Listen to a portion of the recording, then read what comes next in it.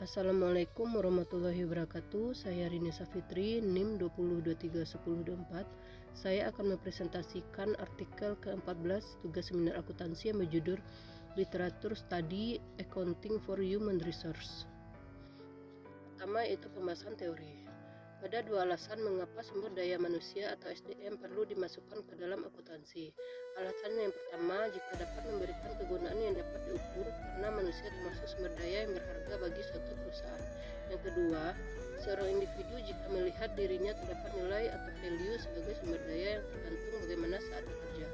Adanya hal ini, nilai sumber daya manusia itu tergantung dapat dipengaruhi oleh gaya manajemen perusahaan. Salah satu aset penting sebuah perusahaan adalah sumber daya manusia yang tentunya perlu dimiliki dan diperhatikan oleh manajemen.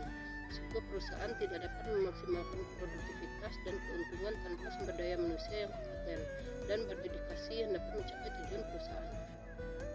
Kedua yaitu studi kasus. Arti lain akuntansi sumber daya manusia secara harfiah adalah bahwa akuntansi diperuntukkan manusia yang menjadi salah satu sumber daya dalam perusahaan.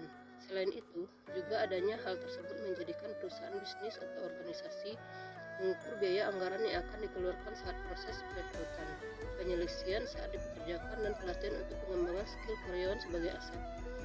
Kemudian akuntansi sumber daya manusia juga mengukur nilai ekonomis manusia yang ada untuk perusahaan.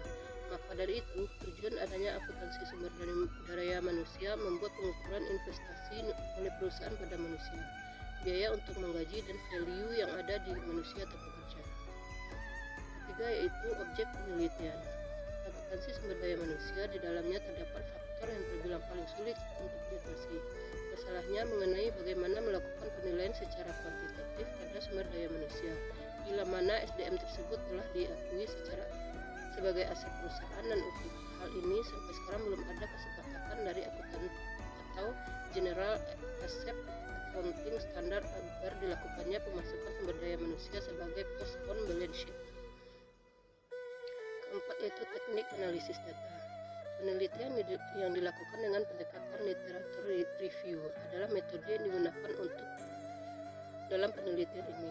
Studi literatur pada penelitian ini untuk melakukan pemeriksaan dan pengidentifikasian secara menyeluruh artikel yang ada kaitannya dengan intelektual kapital.